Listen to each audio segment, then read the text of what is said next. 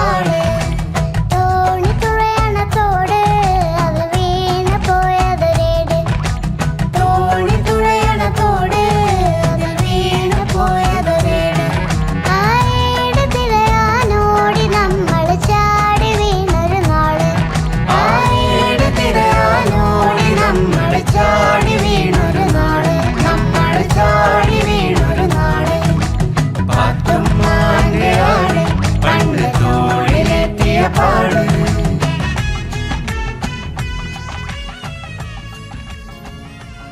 ഇന്ന് നമ്മൾ ഓർമ്മിക്കുകയാണ്.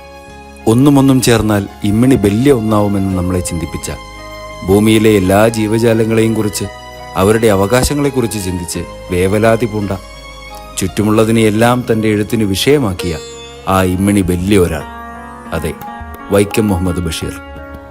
മനുഷ്യ മനസ്സിൻ്റെ വിശാലതയെ ലളിതമായി എഴുതി പറഞ്ഞ ഒരു സാഹിത്യ വിദ്യാരത്നം. അദ്ദേഹത്തിൻ്റെ എഴുത്തുകൾ നാം ഇപ്പോഴും വായിക്കുകയാണ്. ഒരു ചെറിയ ശ്രമം, ആ വലിയ മനുഷ്യനെ ഓർമ്മിക്കാനുള്ള, മനസ്സിലാക്കാനുള്ള ചെറിയൊരു ശ്രമം.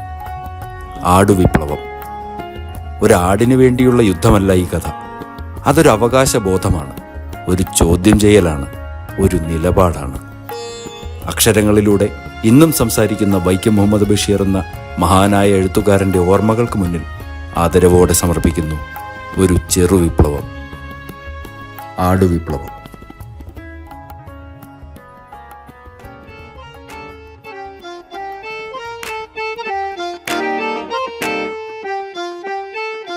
തോമേ, ഇങ്ങോട്ട് വന്നത് അന്റെ അപ്പച്ചനും അമ്മച്ചിയൊന്നും കണ്ടില്ലല്ലോ? ഇല്ല.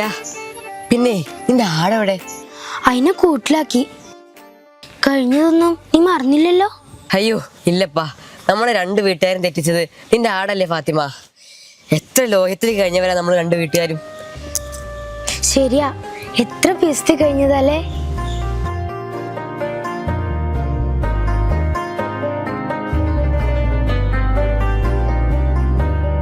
കാണാൻ പറ്റാത്ത കനകത്തിൻ മണിമുത്തേ, കരളിന്റെ കൂട്ടിലെ കുഞ്ഞിത്തത്തെ. കാണാൻ പറ്റാത്ത കനകത്തിൻ മണിമുത്തേ, കരളിന്റെ കൂട്ടിലെ കുഞ്ഞിത്തത്തെ.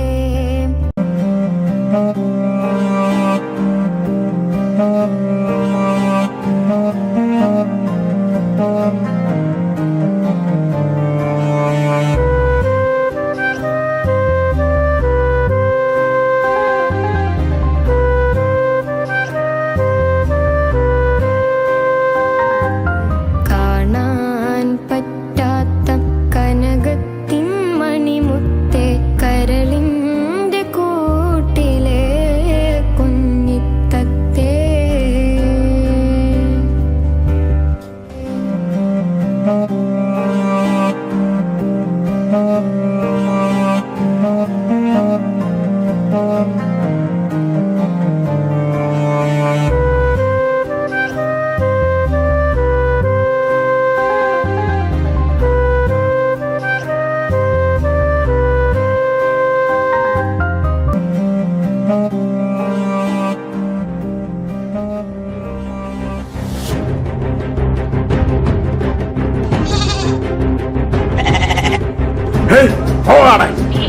ജന്തു ഇനി ഇങ്ങോട്ട് കണ്ടുപോരുത്.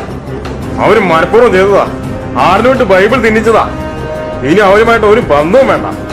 എടാ തോമ, ഇനി ഫാത്തിമയെ കാണുന്നൊന്നും പോയേക്കരുത്. ഒരു കൂട്ടും വേണ്ട.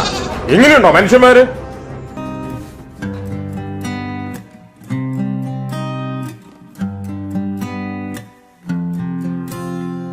കായലോരം കാത്ത് നിന്നെ കണ്ടു പൊന്നേ ഞാന്, കായലോരം കാത്ത് നിന്നെ കണ്ടു പൊന്നേ ഞാന്, കണ്ടു പൊന്നേ ഞാന്. ഉള്ളിലാകെ പൊള്ളലാണ്, നെഞ്ചു നീറ്റണ നോവ്. ഉള്ളിലാകെ പൊള്ളലാണ്, നെഞ്ചു നീറ്റണ നോവ്, നെഞ്ചു നീറ്റണ നോവ്.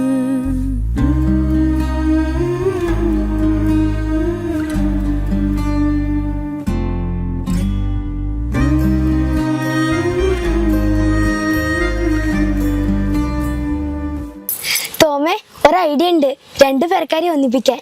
അതെന്താ പറ ഫാത്തിമ. അയ്യോ ഉമ്മ വിളിക്കണ്ട്, ഞാൻ പിന്നെ വരാവേ.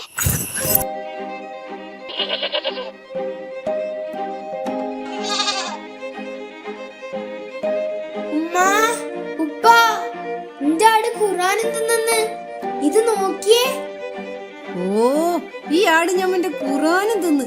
എന്തെന്നാ ഈ ആടിന് വേണ്ടത്? ഓ ആടെ.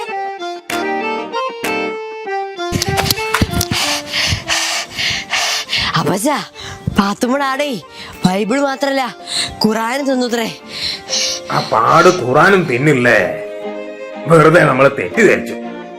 മൃഗങ്ങൾക്ക് മതമില്ലല്ലോ. അല്ലെങ്കിലും ഇരുകാലി മൃഗത്തിന് മാത്രല്ലേ ഉള്ളൂ ജാതി മതമൊക്കെ. അപ്പൊ അതാണ് നീ പറഞ്ഞ ഐഡിയ അല്ലേ?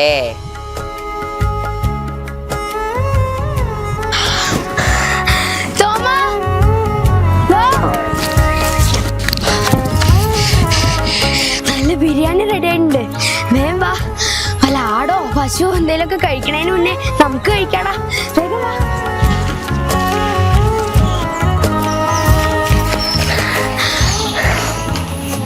അല്ലെങ്കിലും മതങ്ങൾക്കും വിശ്വാസങ്ങൾക്കും അപ്പുറം മനുഷ്യനെയും ജീവജാലങ്ങളെയും സ്നേഹിക്കാൻ പഠിപ്പിച്ച ബഷീറിന്റെ നാടാണ് കേരളം. ഫാത്തിമയുടെ ആട് പുസ്തകത്തിനടുത്തേക്ക് നീങ്ങി. ആടിന് വായിക്കാൻ അറിയുമോ? മൂലധനത്തിന്റെ പ്രസക്തി മനസ്സിലായിട്ടുണ്ടാവുമോ? അതിലെ നന്മയുടെ പ്രകാശം തിരിച്ചറിഞ്ഞിട്ടുണ്ടാവുമോ? പുസ്തകം ഒന്ന് മണത്തു നോക്കി പതുക്കെ തിരിഞ്ഞു നടന്നു.